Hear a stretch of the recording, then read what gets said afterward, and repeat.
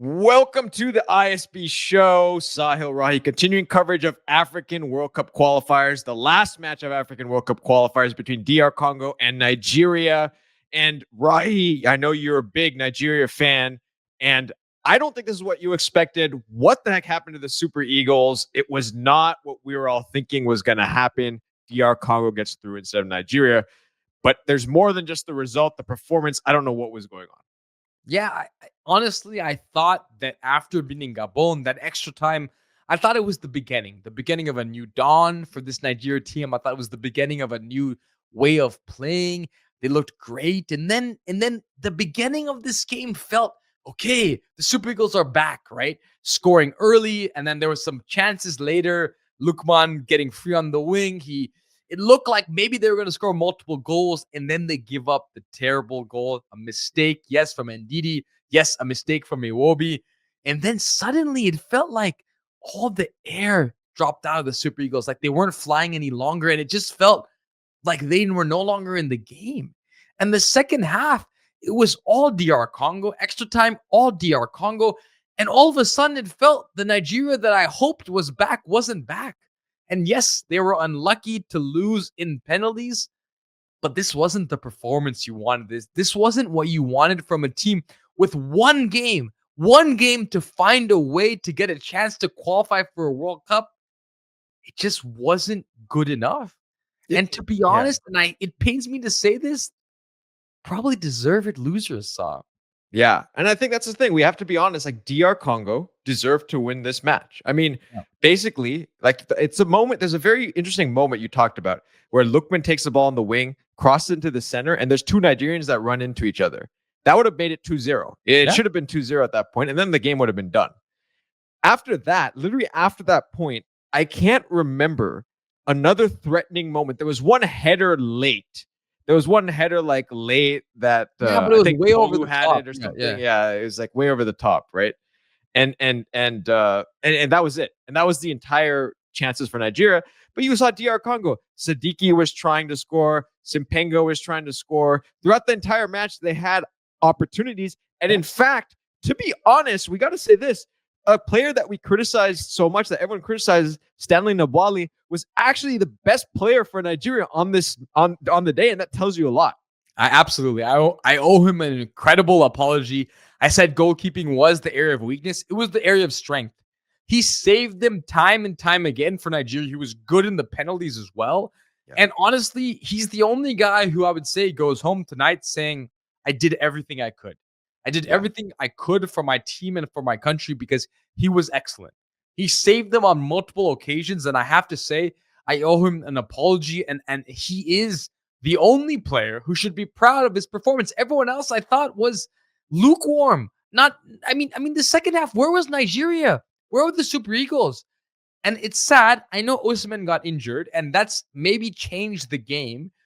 But it's sort of like you have enough good players, right? What about Ndidi? What about Iwobi? What about Lukman? What about Chukwueze? What about all these guys? Adams? What about, there's so many players who can make a difference for Nigeria.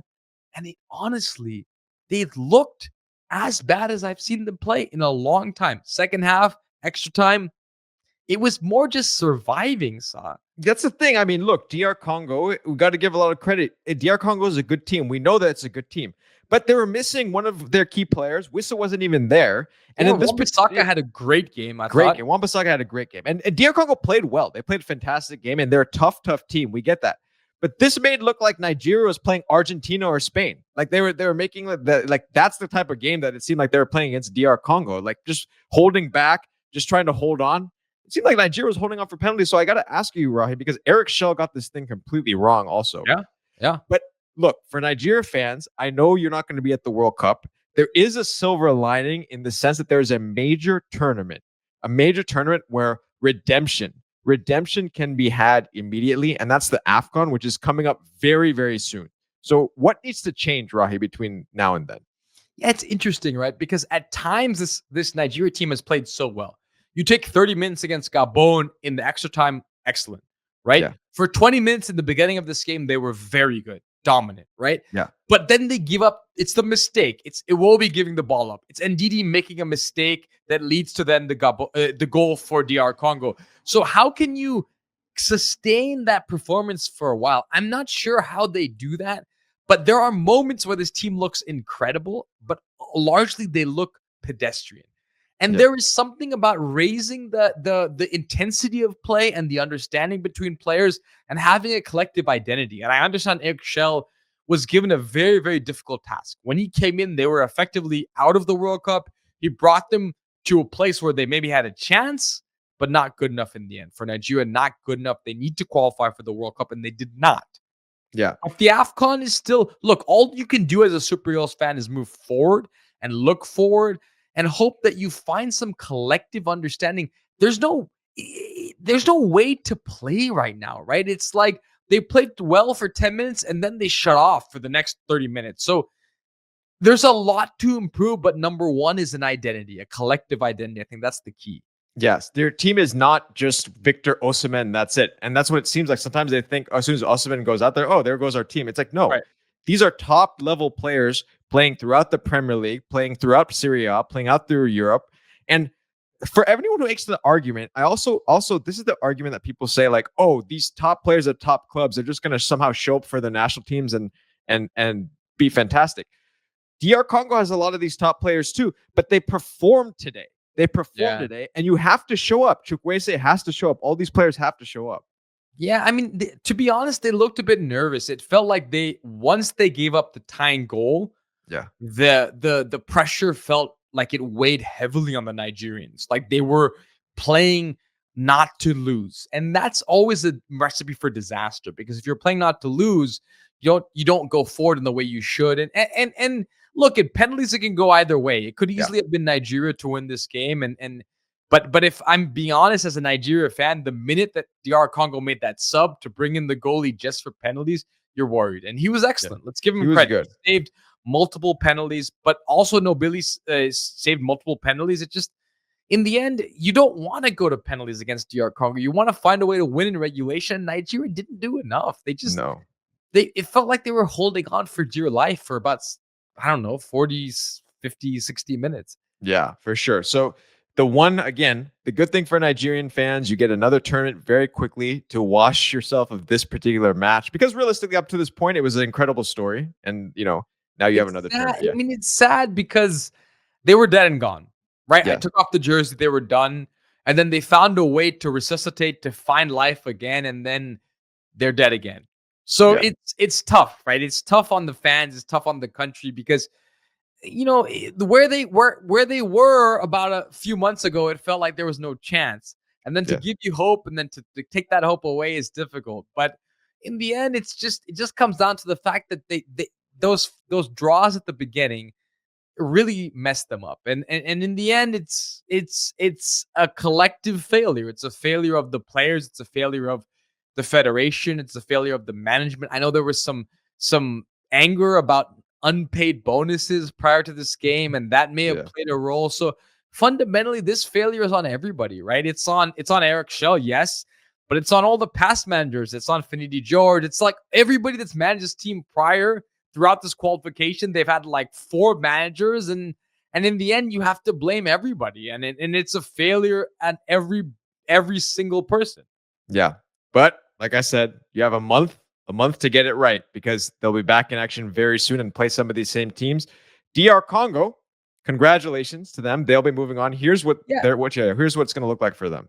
But I mean, let's give a lot of credit. We've been talking a lot about Nigeria because of my fandom and my love for Nigeria, but let's give a ton of credit to DR Congo because they came into after going up. Remember, go back to that game where they were up 2-0 against Senegal. And you thought they're in a great position.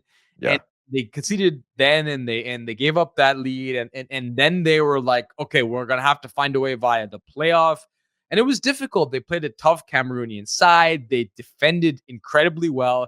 They get the late goal off the corner, and then they go up against Nigeria. Think about this: they had to play Cameroon and then Nigeria, 2 stalwarts of African football, to find a way into the playoff.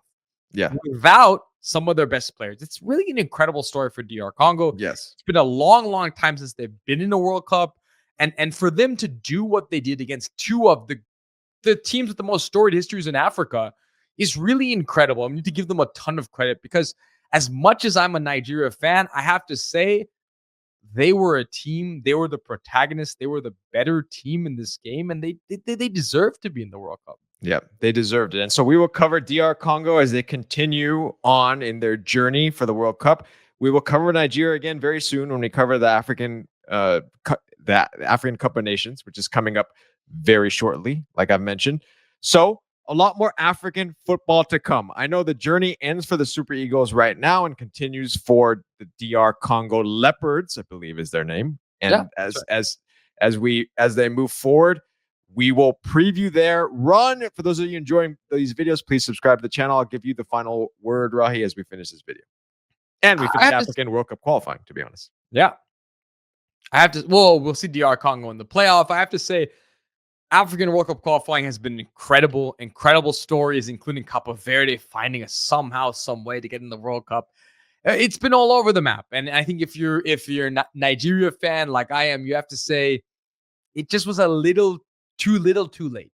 Yeah. And you cannot put yourself in the position that they did to have this mountain to climb. Too much drama, too many goals conceded. And for the other teams, I have to say, incredible moments for some teams, incredible moments now for DR Congo to find a way potentially back to the World Cup. You saw in the stadium how excited their fans were. This is why you love the game. This is why you love football. And in the end, it can go either way. But today it went the way of DR Congo, and they thoroughly deserved it. And let's see how they do. I'm hopeful that an African team makes noise in this World Cup. Yes, as we all want that. All right, everyone, keep watching the beautiful game. See you all soon.